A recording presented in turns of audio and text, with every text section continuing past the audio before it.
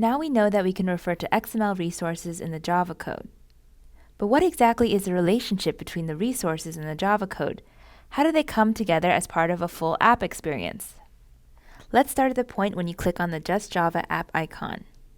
It opens up the main activity. Now you don't see anything yet because it's still being initialized. Thankfully, a lot of the complexity involved in initializing the activity is handled automatically for you by Android.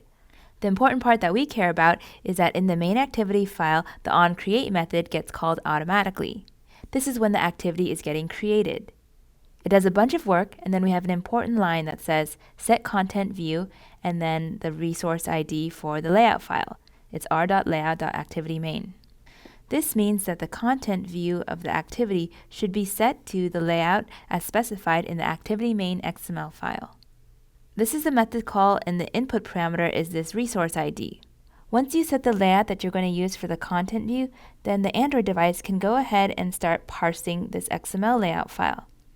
Parsing is like reading this file and trying to interpret that, like, oh, this is a linear layout, oh, this is a text view, these are the attributes, and so on. So it's trying to understand what this file contains. The Android device starts by reading at the top of the file. It recognizes that there's a linear layout here.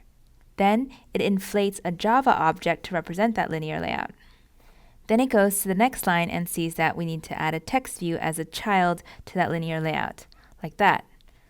This is starting to look like the view hierarchy from lesson 2.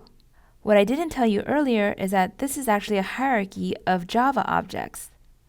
We're going to be learning more about Java objects in the coming videos, so it's okay if you don't fully understand it yet. When we get to the next line, we see that we need to inflate a linear layout Java object. That gets added as a child to this root linear layout.